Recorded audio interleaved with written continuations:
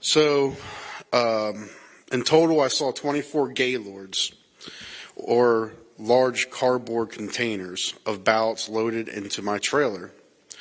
These gaylords contain plastic trays, I call them totes, but trays will work, of ballots stacked on top of each other. All the envelopes were the same size. I could see the envelopes had handwritten return addresses, and I could even tell that one was marked registered mail. That one was off to the side, all right? They were complete ballots. I didn't think much of it at the time. At Bethpage, I was first loaded with 2 tall gaylords. So picture that thing there, or this little representation here, but this tall, all right? So I was loaded with 2 tall gaylords, okay? And that were, where was I at? That had mixed mail pieces bound for Lancaster. These gaylords were loaded first because they would be the last off my trailer.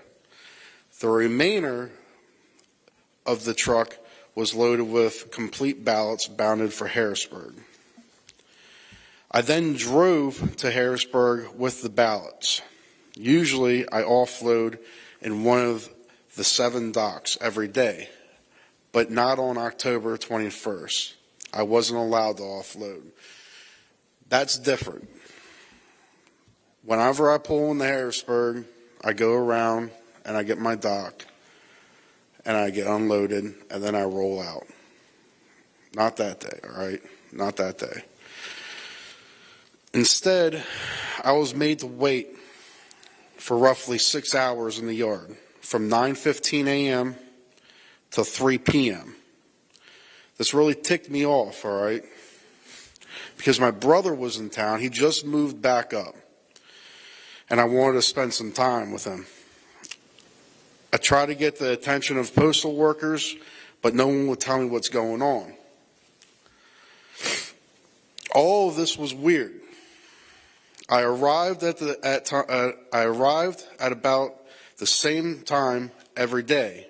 The expediter scans all my seals and barcodes, and they unload me. But for the first time, but from the time I first arrived in Harrisburg from Bethpage, everything got weird. None of that happened.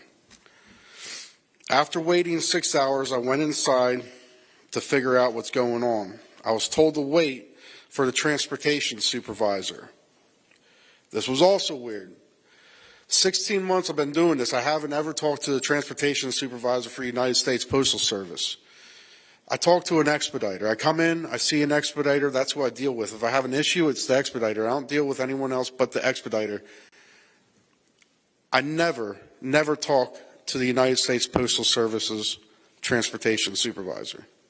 Let's make that clear. I have my own transportation supervisor for the company that I work for. He's the one that gives me the details. He's the one that I listen to. I don't listen to this guy. He's the guy that would contact my boss if he needed something ran different. I've never spoken with this transportation supervisor from the United States Postal Service. They don't speak to people like me. He's a top guy. He's the kind of guy that would speak to my boss, not a trucker like me. The supervisor told me to drive to Lancaster without being unloaded in Harrisburg. This made no sense to me. I knew the ballots were loaded for Harrisburg, and that if I was to go to Lancaster, they would have to off-unload my those pallets in Lancaster to take off Lancaster stuff, to put the ballots back on the trailer, to send them back to Harrisburg. Doesn't make no sense.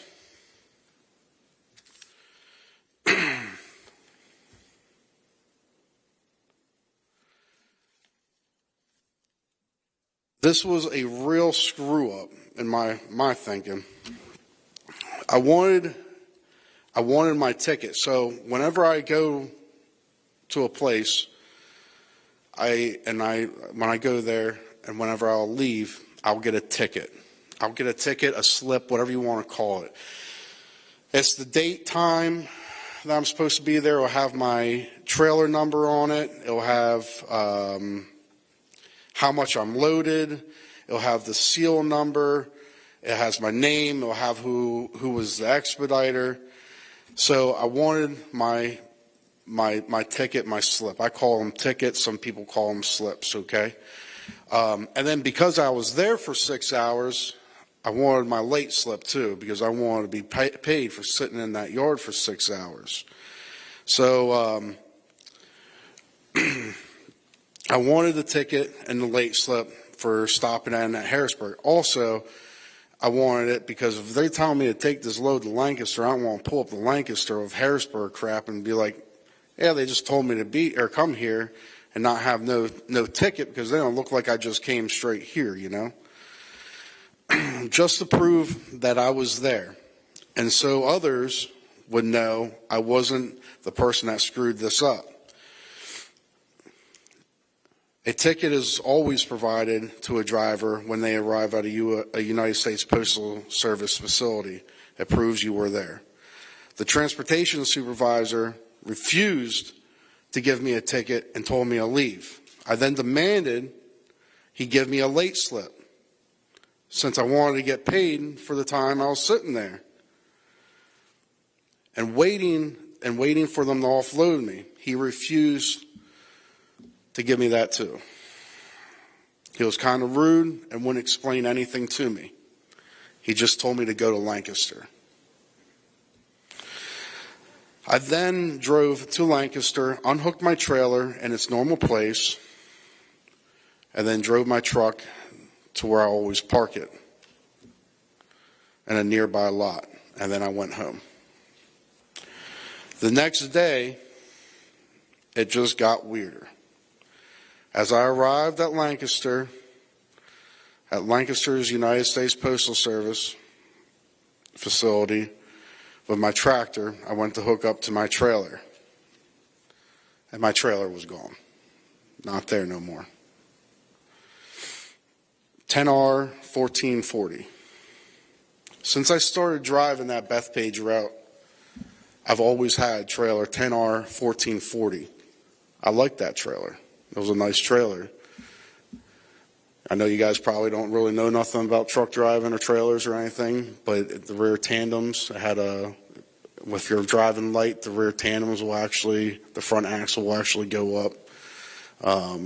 Nice air ride. The doors on it worked great. Some of the trailers that place has, you could honestly put it on the back of a carrier and drop it off in the middle of the ocean and no one would worry about it. So that trailer I really liked, okay?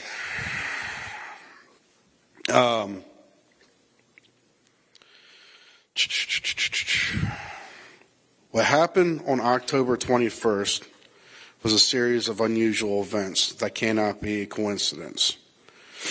I know I saw ballots with return addresses filled out, thousands of them, thousands. Loaded onto my trailer in New York and headed for Pennsylvania. At first, I didn't think it was a big deal.